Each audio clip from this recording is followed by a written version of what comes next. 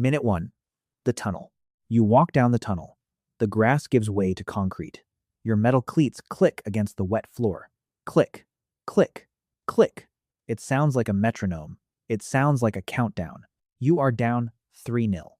It is the World Cup final. 45 minutes ago, you were a hero. Now, you are a national disgrace. The cameras are shoved into your face. They want tears. They want anger. You give them nothing. You stare straight ahead. Your lungs burn. Your legs feel like lead. The stadium above you is shaking. 80,000 people are screaming, but you only hear the 40,000 wearing the other team's colors. Their joy is physical. It presses against your eardrums. It makes you sick. A plastic cup bounces off the canopy above the tunnel entrance. Stale beer splatters on your shoulder. You don't flinch. You don't wipe it off. You just keep walking. The tunnel is long. It has never felt this long. You are a 26-year-old millionaire. You play for the biggest club in the world. You have a mansion, a supercar, a model girlfriend. None of it matters right now. All that matters is the scoreboard. 3-0. You were supposed to bring it home. 50 million people back in your country woke up at 3:00 a.m. to watch this. They crowded into bars. They packed into living rooms. They are crying now. Some of them are breaking their televisions. You did this to them. You are carrying the emotional weight of a sovereign nation, and your knees are buckling. You reach the double doors of the dressing room. You stop for a fraction of a second. You don't want to go in. Going in makes it real. Minute 2, the threshold. You push the doors open. The air changes instantly. The heavy humidity of the pitch is gone. The aggressive chill of the stadium air conditioning hits your sweat-soaked skin. You shiver. The smell hits you next. It is a very specific smell. Deep heat muscle rub, freshly cut grass, stale sweat, ammonia from the medical staff's smelling salts. Fear. It smells exactly like failure. You walk to your locker. You sit down. The bench is hard plastic. It offers no comfort. You unlace your boots. Your hands are shaking. You can't control them. The adrenaline is leaving your body, leaving a hollow, nauseating void in its place. The winger sits next to you. He is 19 years old. This is his first major tournament. He is crying. He tries to hide it under his towel, but his shoulders are shaking. You don't comfort him. You have nothing to give him. You are empty. The goalkeeper walks in last. He doesn't look at anyone. He gave up 3 goals. The first was a bad deflection. The second was a defensive error. The third was his fault entirely. He knows it. You know it. Everyone in the room knows it. He throws his padded gloves against the metal locker. The sound is like a gunshot. Nobody flinches. A kit man silently places fresh, dry jerseys on the hooks behind you. The pristine fabric mocks you. You don't deserve a clean shirt. You ruined the first one. You look down at the floor. The tiles are gray. The grout is stained. You count the squares. You are delaying reality. 13 minutes left. Minute 4. The silence. The manager is not here yet. He is in the hallway. He is talking to his assistants. He is trying to figure out what to say. The silence in the dressing room is absolute. It is a suffocating, violent silence. The only sounds are the mechanical hum of the air conditioning and the heavy, ragged breathing of 20 exhausted men. You take a sip from a plastic water bottle. The water is lukewarm. It tastes like copper. Your mouth is cut. You bit your tongue during an aerial challenge in the 18th minute. You didn't notice it then. You notice it now. You stare at the tactical board in the center of the room. It has small magnetic chips on it, red circles and blue triangles. 2 hours ago, those magnets represented a masterclass. They represented a tactical system that had not been beaten in 30 straight matches. Now, they look like a child's toy. The system failed. The opposition didn't just beat your system. They dismantled it. They anticipated every pass. They pressed every touch. They ran faster. They tackled harder. They wanted it more. That is the truth nobody wants to say out loud. They wanted it more. You rub your quadriceps. The lactic acid is pooling in your muscles. You have run 7 kilometers in 45 minutes. You are entirely depleted, and you have to go back out there. Minute 6. The blame. The veteran center back breaks the silence. He curses in his native language. He isn't yelling at anyone in particular. He is yelling at the room, at the universe. He kicks a medical bag. Rolls of white athletic tape scatter across the wet, gray tiles. Nobody picks them up. The blame starts to circulate. It is an invisible gas. It fills every corner of the locker room. You avoid making eye contact with the left back. He got caught out of position on the second goal. He knows it. He is staring at his phone. He shouldn't be looking at his phone. He is checking social media. He is reading what the world thinks of him right now. He puts the device away quickly. His face is the color of ash. You don't look at the striker either. He missed a one-on-one with their keeper in the 12th minute. If he scores that, the game changes. The momentum shifts. He didn't score. He put it wide. He is sitting with his head buried between his knees. The blame lands on you too. You lost your marker on the corner kick for the first goal. You felt a hand on your shoulder, a slight push, and then the ball was in the back of the net. You replay it in your head. Over and over. A high-definition loop of your own failure. The journalists are writing the articles right now. The pundits in the glass studios above you are dissecting your mistakes on global television. They are drawing digital circles around your positioning. They are questioning your desire. They are questioning your heart. The narrative is already set. You are the heavily favored giants who choked. You are the golden generation that melted under the lights. Minute 8. The anatomy of failure. The medical staff moves through the room. They are efficient. They are quiet. They don't make eye contact. A physio kneels in front of you. He sprays freezing aerosol onto your left ankle. The cold bites your skin. It numbs the joint. It does not numb the panic in your chest. You watch a doctor stitch the center back's eyebrow. No anesthetic. Just a curved needle pulling black thread through split flesh.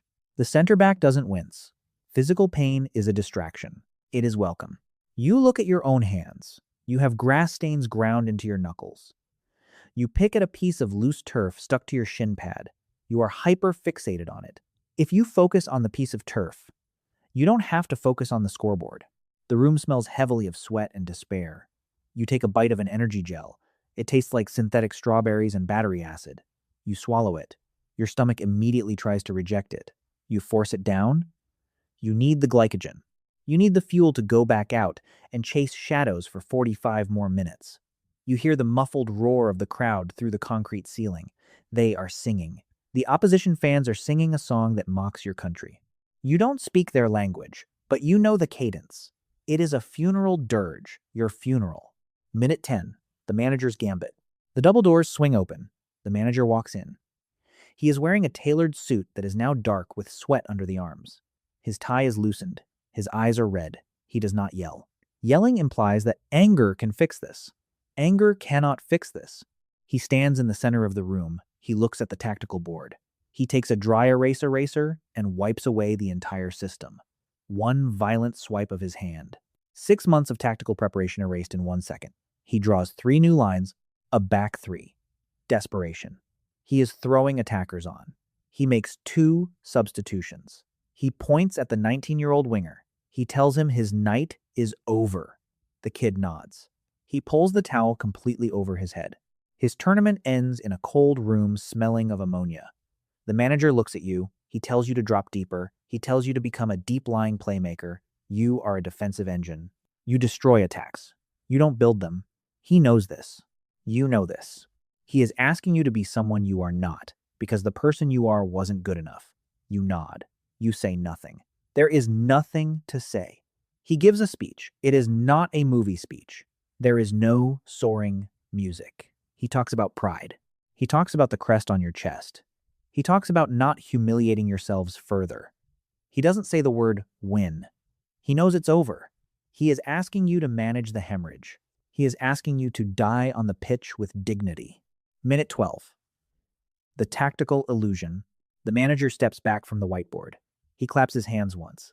The sound is sharp, but it dies immediately in the damp air. You stand up. Your muscles scream in protest. The lactic acid has solidified in your calves. You pull your wet socks back up over your knees. You grab a roll of white athletic tape.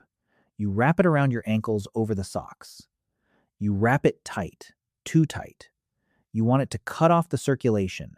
You want the physical pinch of the tape to distract your brain from the mental collapse. You lace your boots.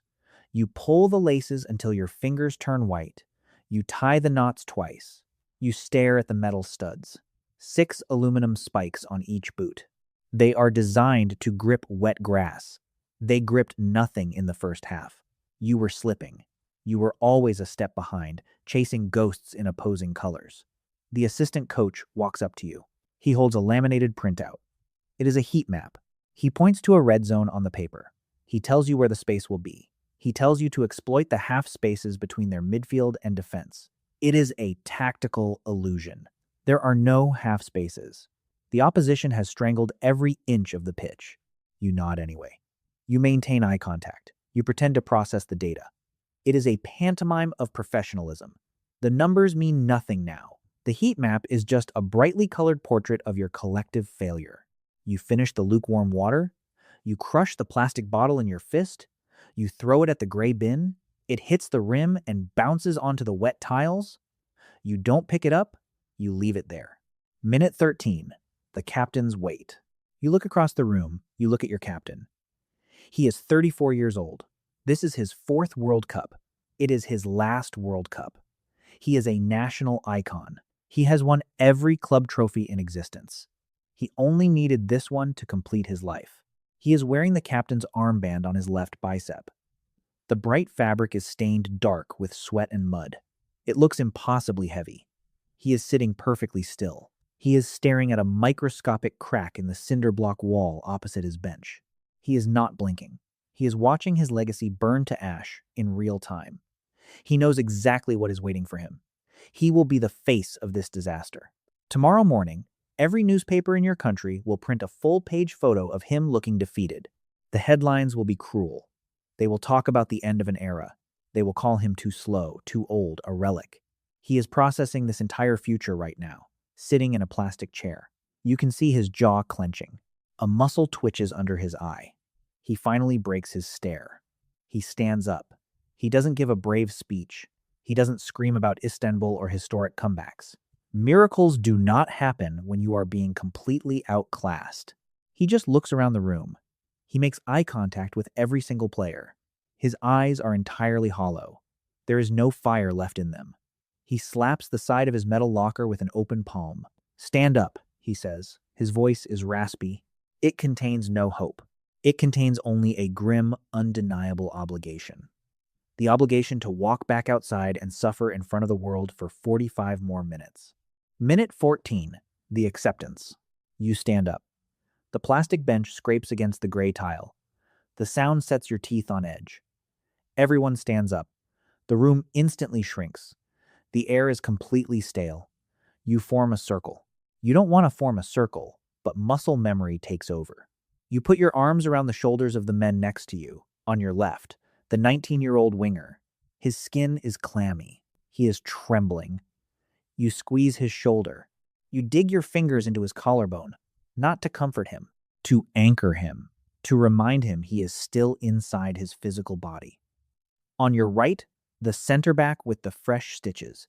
Dark blood is already seeping through the white medical tape above his eye. It mixes with his sweat. It drips down his cheek. He doesn't wipe it away. The manager says one last word. Together. It is a hollow word. You are together in the same way prisoners are together before a firing squad. Bound by circumstance. Bound by the crest on your chest. Bound by the public execution waiting on the other side of the doors. You break the circle. You drop your arms. Your arms feel completely detached from your torso. You take a deep breath. It tastes like ammonia, deep heat, and pure, unfiltered fear. You look at your reflection in the glass of the tactical board. You look older. You look like you have aged 5 years in 45 minutes. You finally accept what is about to happen. The panic fades. A cold, hard numbness replaces it. You are not going out there to win a golden trophy. That dream died an hour ago. You are going out there to survive a humiliation. You are going out there to protect whatever is left of your market value. You are going out there because the broadcasting contracts and the sponsors and the rules of the sport dictate that you must. You are an employee of a massive entertainment machine. The machine requires another 45 minutes of content. You wipe your face with a dry towel. It scratches your skin. You let the towel drop to the floor. You don't look back at it. Minute 15. The return. A tournament official knocks on the double doors. 3 sharp, metallic raps. The sound cracks the tension like a hammer on ice. Time, gentlemen. The doors swing wide open. The noise of the stadium instantly floods back in. It is louder now. It is completely feral. The alcohol has settled into the crowd. The anticipation has mutated into a bloodlust. You walk out of the dressing room. You walk back toward the concrete tunnel. The temperature drops. You line up.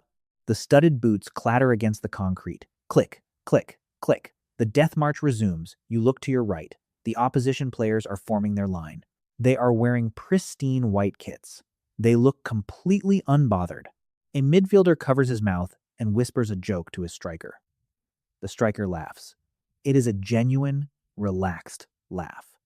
They are already champions. They are just waiting for the coronation. You stare straight ahead. You fix your eyes on the back of your captain's neck. The referee blows his whistle in the tunnel. 2 short blasts. The line begins to move. You put one foot in front of the other. The concrete gives way to the synthetic turf of the tunnel exit. The synthetic turf gives way to the wet, natural grass of the pitch. The stadium floodlights hit your eyes. They are blinding. They do not warm you. They only expose you. 80,000 people scream simultaneously. The sound hits you like a physical wave of pressure in your chest. The cameras are everywhere. Drones buzz overhead. Photographers kneel on the sidelines with massive lenses trained directly on your face. They are looking for the exact moment your spirit breaks. You jog to your position. You stand in the center circle. The rain starts to fall. It is cold. It mixes with the sweat on your forehead. You look up at the giant digital scoreboard. It glows in the dark sky. 3-0. 45 minutes remaining. The referee raises his arm. He checks his watch. He blows the whistle. A long, piercing shriek. You start running. Your lungs burn immediately. Your legs are entirely heavy. You chase the ball. You chase shadows. You suffer. You suffer in high definition. You suffer in front of 1 billion people. Somewhere right now, a kid is kicking a torn synthetic football against a brick wall in a narrow alleyway. He is 10 years old. It is raining where he is. 2. He is wearing a counterfeit jersey. It is your jersey. Your name is printed on his back in peeling white letters. He is commentating his own game out loud to an audience of stray dogs and empty trash cans. He is imagining this exact stadium. He is imagining the World Cup final. He is imagining the blinding lights, the roar of the crowd, the weight of solid gold in his hands. He scores a goal against the brick wall and slides on his knees in the mud. He celebrates wildly. He has absolutely no idea what this stage actually demands. He doesn't know about the suffocating, violent silence of the halftime locker room. He doesn't know about the smell of ammonia and blood and despair. He doesn't know about the crushing, physical weight of 50 million people hating you simultaneously. He doesn't know about the heat maps and the tactics and the sponsors who drop you when you fail. He only sees the glory. The television only shows him the glory. He will train tomorrow morning. He will bleed on gravel pitches. He will miss his teenage years. He will navigate agents and scouts and broken promises. He will give up his entire childhood to reach this exact patch of manicured grass. And one day, 1 out of 10 million, he might actually make it. The math says he won't, but his delusion says he will. He will sign the contracts. He will kiss the badge. He will stand in a concrete tunnel, down 3-0, staring at the floor, listening to a stadium sing a song about his total failure. He will figure it out. They always do. The cycle continues.